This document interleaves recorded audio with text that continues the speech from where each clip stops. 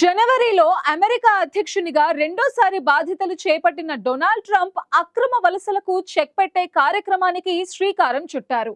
అక్రమ వలసలపై ఉక్కుపాదం మోపుతున్న ట్రంప్ వలసేతర వీసాలపై కఠినంగా వ్యవహరిస్తున్నారు.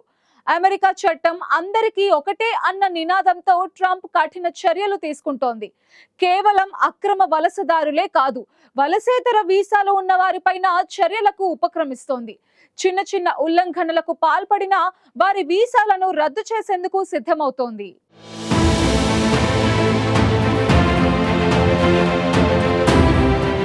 ఈ ఏడాది జనవరి 20న అధ్యక్షుడిగా ప్రమాణ స్వీకారం చేసిన 24 గంటల్లోనే ట్రంప్ మాస్ డిపోర్టేషన్ ఆర్డర్ సంతకం చేశారు.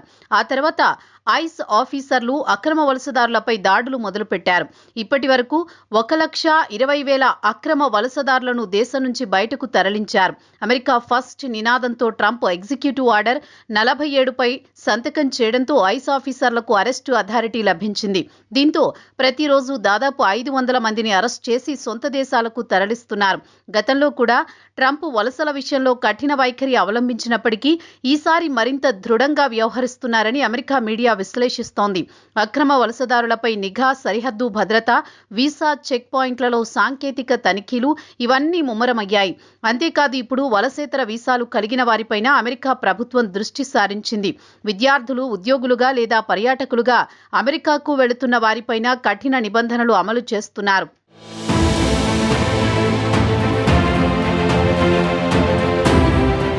ట్రంప్ ప్రభుత్వం తాజాగా సోషల్ మీడియా వెట్టింగ్స్ కు కూడా విస్తరించింది. వీసా దరఖాస్తు చేసుకునే ప్రతి వ్యక్తి సోషల్ మీడియా ఖాతాలను కూడా అమెరికా అధికారులు పరిశీలిస్తున్నారు. ఫేస్బుక్, ఎక్స్, ఇన్స్టాగ్రామ్, యూట్యూబ్ ఎక్కడైనా అనుచిత వ్యాఖ్యలు, హింసను ప్రోత్సహించే పోస్టులు లేదా అమెరికా విధానాలపై దూషణాత్మక కంటెంట్ ఉంటే వీసా రద్దు తప్పదని హెచ్చరికలు జారీ అయ్యాయి. గతంతో పోలిస్తే వీసా రద్దు రేటు రెట్టింపయిందని అమెరికా మీడియా తెలిపింది. ఈ ఏడాది జనవరి నుండి ఇప్పటి వరకు 80,000కు పైగా వలసేతర వీసాలు రద్దు చేసినట్లు రిపోర్టులు వెల్లడిస్తున్నాయి. అందులో సుమారు 8,000 విద్యార్థి వీసాలు ఉన్నాయని తెలుస్తోంది. వీసా రద్దుకు కారణాలు విభిన్నంగా ఉన్నాయి. మద్యం సేవించి వాహనం నడపడం, దాడులు, చోరీలు, స్థానిక చట్టాల ఉల్లంఘనలు మొదలైనవి కారణాలు చూపించి వీసాలు రద్దు చేస్తున్నారు.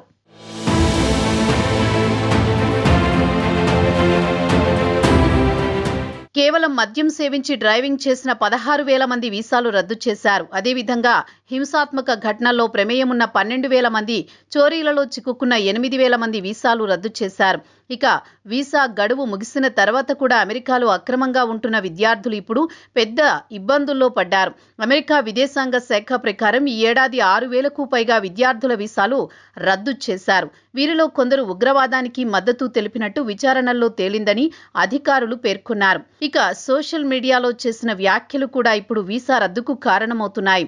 అనుచిత వ్యాఖ్యలు చేసిన 6 వీసాలను అధికారులు రద్దు చేశారు. ప్రత్యేకంగా గాజా, ఇజ్రాయెల్ యుద్ధంపై పాలస్తీనీయులకు మద్దతుగా వ్యాఖ్యలు చేసిన వారు లేదా ఇజ్రాయెల్ చర్యలను తప్పుపట్టిన వారిపైన అమెరికా అధికారులు కఠినంగా వ్యవహరిస్తున్నారు.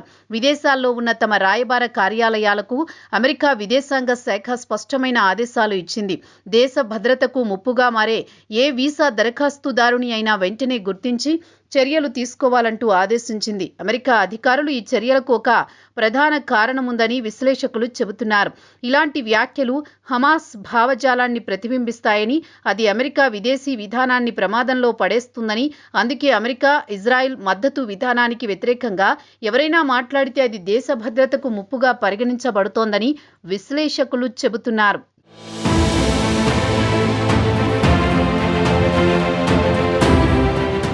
మొత్తం మీద ట్రంప్ ప్రభుత్వం అక్రమ వలసలపైన, వలసేతర వీసాలపైన ఒకే రీతిగా కఠిన వైఖరి అవలంబిస్తోంది. చట్టాలు ఉల్లంఘించిన వారైనా, సోషల్ మీడియాలో అనుచిత వ్యాఖ్యలు చేసిన వారైనా అమెరికా భూభాగంలో ఉండడానికి అంగీకరించడం లేదు.